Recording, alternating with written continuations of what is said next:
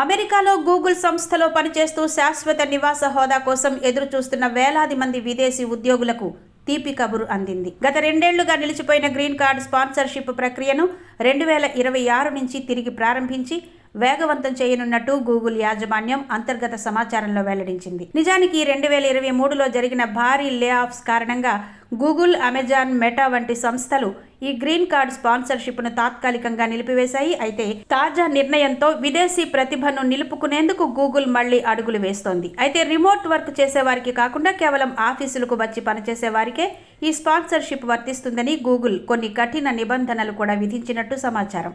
ప్రస్తుతం అమెరికా వెలుపల ఉన్న ఎంబసీలు, కాన్సులేట్లలో వీసా స్టాంపింగ్ ప్రక్రియలో విపరీతమైన జాప్యం జరుగుతోంది.